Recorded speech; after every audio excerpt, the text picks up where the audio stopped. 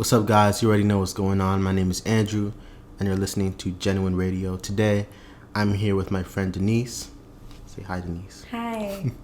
And today we are going to be talking about what being black means to her and what she believes both black and non-black people could do to fight against injustices. But first, tell the listeners a little bit about yourself. So, my name is Denise. I'm 19 years old. I'm originally from Germany, but I've been living in New York for the past 12 years. I am half German and half Zambian, and I'm a Temple sophomore. Very delighted to meet you, even though I knew you for a few months now. Come on, here. But yeah, let's just get started. What does being black mean to you, Denise? So I feel like being black to me, especially being a mixed child, you don't really know one side of you, because I feel like a lot of mixed kids grow up and they've always associated themselves with one side versus more than another side. So growing up for me, I always associated with my German side, like being born in Germany and just always knowing my German culture and constantly going to visit Germany. So I never knew my Zambian side. Like I was always exposed to the food and stuff, and my mom always told me stories, but I never like actually knew, like when someone was like, oh, like you're Zambian, like what does that mean? Like I could never actually tell them. So I always knew my white side, and it wasn't until 2019 when I actually traveled to Africa that I was able to actually get to know my side. And that was one of my favorite trips, like going to Zambia. I also visited Zimbabwe, Ethiopia, Cote d'Ivoire. Wow. Somewhere else. Doesn't matter. But yeah, I touched down in 5 African countries. And it just like, you see this whole different perspective that you don't see beforehand. And I'm so grateful for it, because like now I know this whole other side to me where I actually feel like my identity is complete versus like beforehand where it was like Denise is just like a German girl. Like now it's like Denise is German and Zambian. So that's what that means. Yeah, that is so interesting. I didn't know you like traveled like to all those countries. I'm a big traveler. I really want to visit more African countries. My family's from Ghana.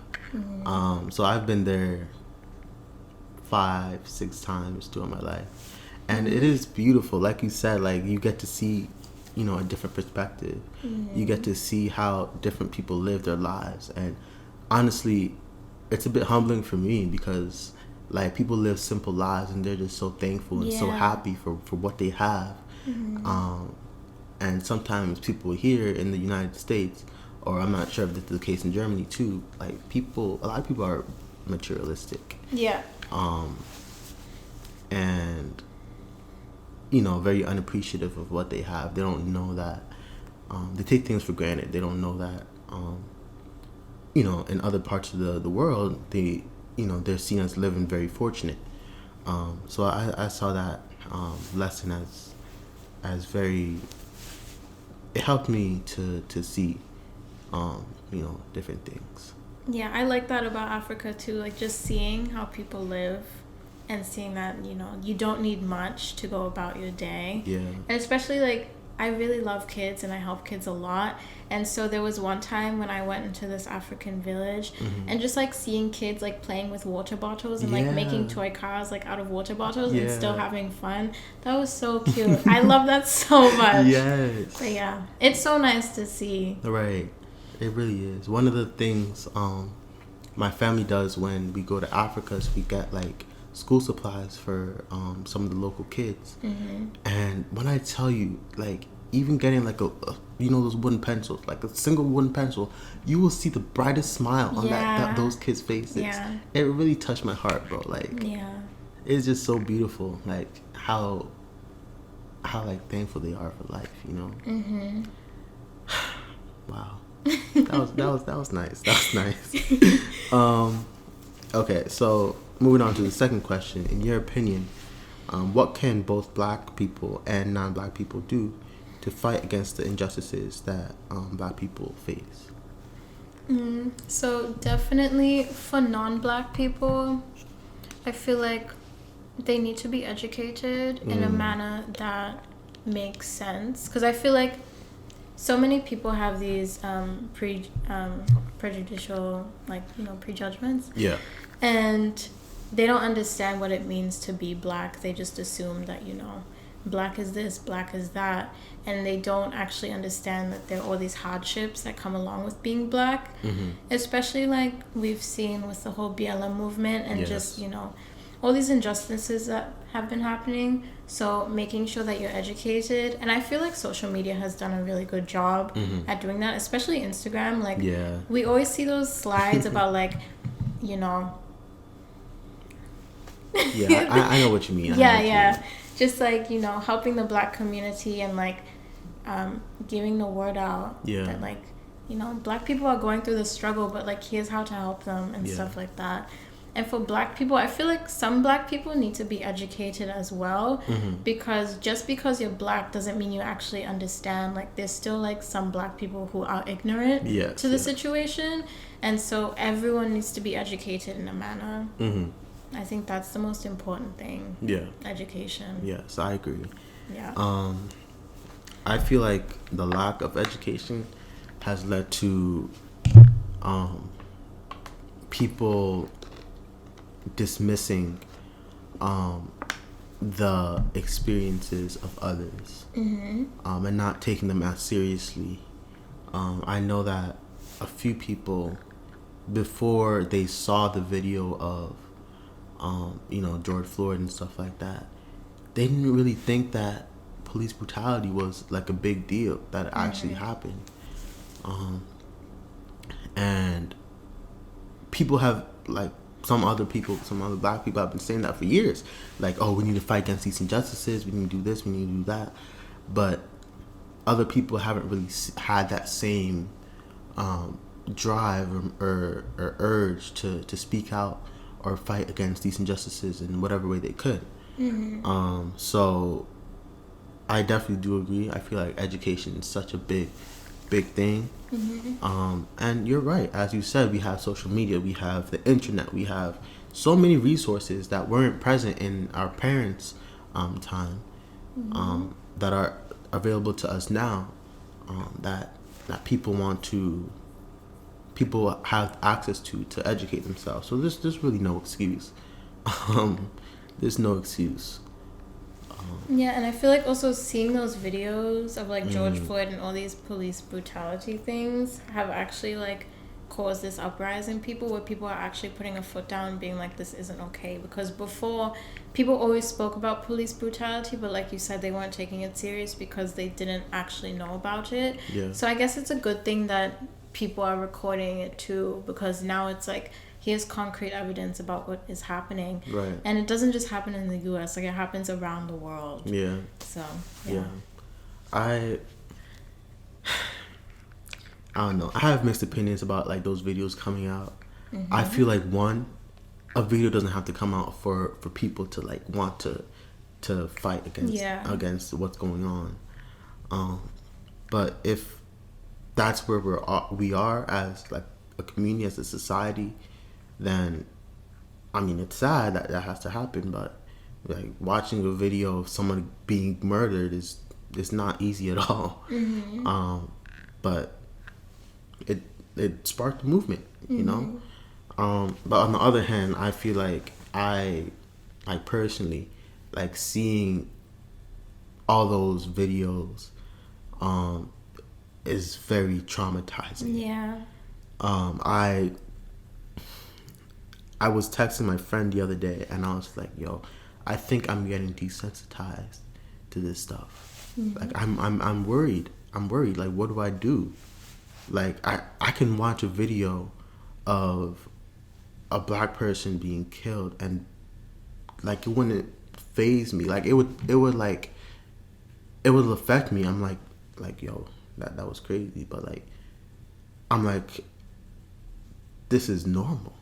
And I hate that sometimes I think that way, because it shouldn't be the norm. Like, it shouldn't be how, like, passed off as normal. So what I'm trying to do is I'm trying to look into these different. I continue to stay aware of what's going on, so that I know that I should keep fighting. Like, it's not something that should be passed. Like, I shouldn't let it slide, you know. Yeah, so that's what I've been trying to do. And it's a lot too. Like, it's historically ingrained in our society, especially for Black people. Like, for centuries, people have been suffering, and, like, for example, when we talk about, like, slavery and stuff in schools, of course, you know, the other kids will turn to me and be like, "What you looking at me for?" Yeah. But I don't know how to say this. Whenever I watch, like, movies and stuff like that, where that's a part of the movie, I feel like I'm so... I don't want to say, like, used to, but, like, I've seen a lot of things. Like, I've watched a lot of, like, movies, documentaries, stories about slavery, that when like, it doesn't really affect me as much as it should, if that makes sense. So that's what I've been trying to, you know, work on, you know, being more aware, and like, putting my foot down, like you said earlier, like, this is wrong, and I should continue to speak out against, you know, everything wrong that's going on. So yeah, you have any final thoughts or anything? Not really. But yeah, like, embrace your Black side. Period. Really, like, it's a good thing to be Black. Yes. Yes. So yeah. Yeah. Going off that too, for the longest time, I was like, I grew up in, like, a white area. My town is pretty diverse, but the neighborhood I lived in growing up was white. And for the longest time, growing up, I was like, why? And I hate that I thought like this, but I was like, why am I not more like them? Because I saw that they were, like, they clicked more. All the white people stuck together. They had, like, more friends in school. They, you know, they had, like, little groups and stuff, and I just felt left out. In 6th grade, everyone was getting phones and stuff, and I was, like, the only kid without a phone, and I was like, man, I really felt bad about it.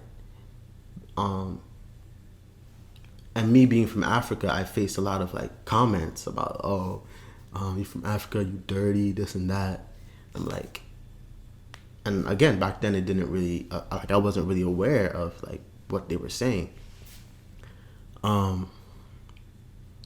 But now I'm, like, super conscious. I'm so glad that I've grown to be appreciative of my Blackness, appreciative of my African heritage, because it is just so beautiful. I do not want to be anything else. Like, like, I am unapologetically Black. I'm unapologetically African. Like, I just love my heritage.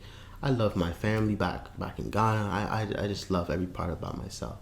So for anyone listening who's feeling like they're not enough, you are enough. The color of your skin makes you. It shouldn't be something that brings you down. You are beautiful. You are amazing. You are a king. You are a queen. Period. Period. But yeah, I think that's it. I want to thank everyone for listening. Thank you, Denise, for coming on today. This was fun. You're welcome back anytime. Thanks everyone for listening, and I'll talk to you next time.